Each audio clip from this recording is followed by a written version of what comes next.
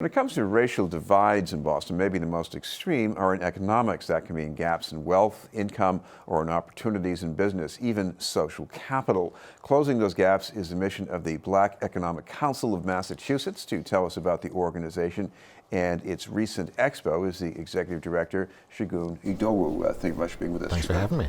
Segun, talk about the mission of this group when it was formed a few years ago. Sure. So BECMA, or the Black Economic Council of Massachusetts, was founded in 2015 after two major events.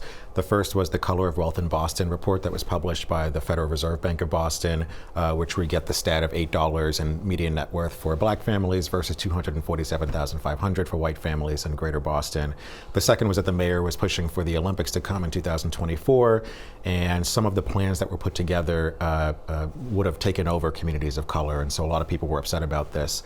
And so after a mass meeting at Prince Hall in Dorchester, the business leaders, black business leaders in the community decided to form a Chamber of Commerce for black businesses. And so our mission is to advance the economic well-being of black businesses, organizations that support the black community, as well as black residents of the Commonwealth. Well, maybe an even more surprising figure, and more extreme perhaps, is the gap in wealth that comes out of city contracts. People of color who run businesses get almost less than 1% of that. I mean, yeah. So what is your group doing about that? Yeah, so when BECMA was founded, its first acting executive director was Reggie Nunnally. And what he did was the advocacy part of BECMA's mission, which is he was working with then Councilor Ayanna Pressley, as well as current Councilor Michelle Wu, who passed an ordinance to compel the city to quarterly report on their spending with minority and women-owned businesses. And it also set goals for city contracting. When I took over in November of 2018, discovered that the city had not actually published these reports. And so after initial conversations with Councilor Wu and Councilor Janey, they decided to put forward a hearing order to compel the city once more to publicly talk about what these figures were. And so in May of this year, we discovered this figure that you just mentioned, that the Chief of Economic Development, John Barris, had to report that in 2018, the city spent 0.5% of its discretionary spending with minority-owned businesses. And so in real numbers, that translated to $4 million out of $664 million. So for us, again, we're focused on advocacy and also connecting our businesses to opportunities. So we address this in two ways. The first is that we met with Mayor Walsh and his team about 2 weeks after this hearing. And one of the things we proposed was the establishment of a policy that was going to directly address this now and beyond the administration. And the second is that we put together a Black Business Expo, which we just conducted on November 1st and 2nd at the Convention Center in the Seaport, which was a way to put as many black businesses as possible in one room with investors and other stakeholders like city departments, procurement officers, folks in the private sector, to source businesses for their upcoming contracts. Well, one of the bright spots, I think, is in the dealing between minority-owned businesses and the Convention Center Authority. What can the city learn from that? So I think we're referring to the Omni Hotel, and so there's a state model now through Massport in how they're developing the seaport. And so what Massport did was create a model where equity needs to exist in all sense of a project. So not just the contracting part, but also ownership of the land and other aspects of a project. And so the city has adopted this model in Roxbury, I know. And so for some of the new projects that were just approved, it ensured that it was a very equitable project management team, from the architecture to the development to the construction, et cetera. And so what we're hoping for is that we'll push this model throughout the whole city and not just communities of color, because development is happening across the city, particularly in the Seaport still and downtown. And so we want more major projects to adopt this model. But I think what the city can learn from, and is learning now based on the expo we just did, are two things. First, they need to do better at engaging businesses of color and engaging organizations like BECMA, like Amplify Latinx and others who have a list list of business members who want to do business, but they just don't have that connection to the city. And so I know that the mayor just established a supplier diversity committee where Becma and others sit on in order to connect our members to different opportunities. Well, you want to put the businesses on the city's radar screen. Is there a need to help the businesses understand that they have something that the city wants? So yes and no. I mean, businesses know that they have what the city wants. It's really about also transforming the process for obtaining contracts with the city. Right now, what I hear from a lot of our business members and what we shared via testimony in May is that there are many barriers. So first, finding even out when contracts are available, bonding issues, how much capital one needs to have at the outset, on-time payment. All of these things are barriers to businesses that want to contract with the city. So we're working with the city to address those matters. But again, it is about making the city aware of the businesses.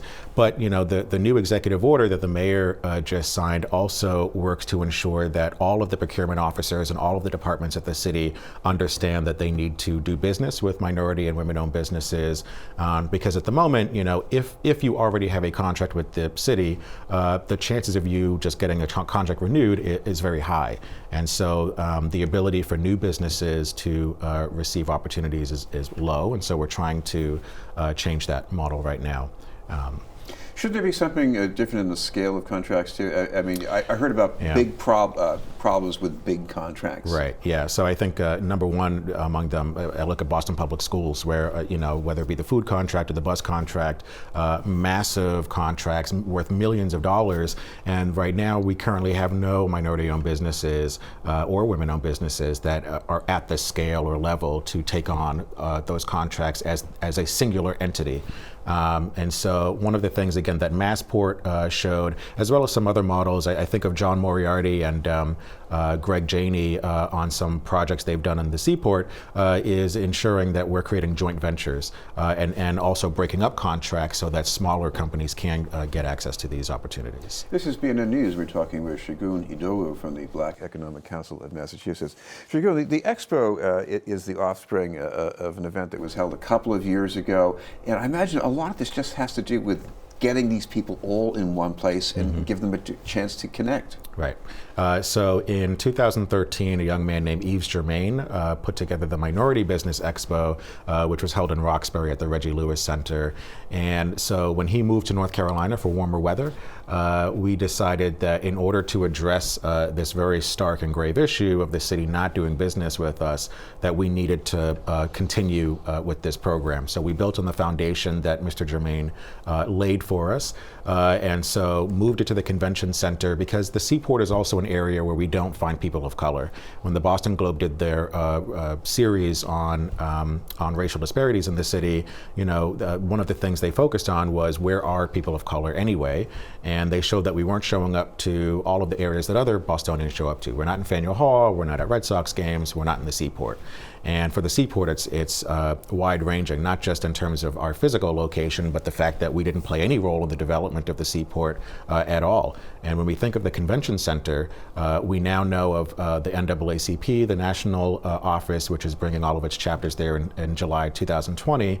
That will be one of the single largest events that has people of color at the convention center and in that area. And so for us, we wanted to make sure that Bostonians and others from the Commonwealth made it there before folks on the outside, that we were utilizing the space in a positive way. So we also provided free shuttle service from Dudley to the convention center to make sure that it was kind of an extension of Black Boston to give folks an opportunity to get out there, because it's also tough to get there via transit. What do you think it would take to open up the Seaport District? So I think, rents are a huge thing for most businesses in the city, and particularly impact businesses of color. So I think making sure that we're investing in spaces that allow for businesses to grow there is important. We read again in the Globe just last year of the only minority-owned business that could not compete with others because it was too expensive for them to be there. So I think part of it is reducing the rent burden on businesses of color that would want to move there, as well as other technical assistance measures to invest in these businesses. I want to ask about one of the events you were also at recently, and this was an event calling for more investment in transportation improvements, some new state revenue. What would your organization like to see in that way? So we believe in not only investing in transportation that brings it to a state of good repair, but also investing in the future of transportation. When I joined BECMA, one of the first things I did was to survey our membership to see what are the issues that are important to all of them. And of course, there are the regular things of access to capital, again, the rent issue, but chief among the concerns were transportation. And it's not just folks sitting in traffic, it's the fact that employees can't get to work. I think of some of our businesses that are manufacturers, and so their products have to be delivered on time and often are not because of the congestion on our highways. And so for us, again, we want to make sure that we're not only investing in subway services, in road repair, and general infrastructure so that we are reducing the amount of congestion, but also, again, investing in new modes of transportation that get people off the streets and out of their cars and freeing up the roads for other business to occur. Finally, we should mention if anybody would like to get some more information about the organization, you've got some place they can go to? Sure, absolutely. So we ask folks to visit our website, www.becma.org. They can also visit the Mass Black Expo website, which is www.massblackexpo.com, just to stay tuned for the dates for next year. Thank you very much. Thank you for having me. Segun Idowu from the Black Economic Council of Massachusetts.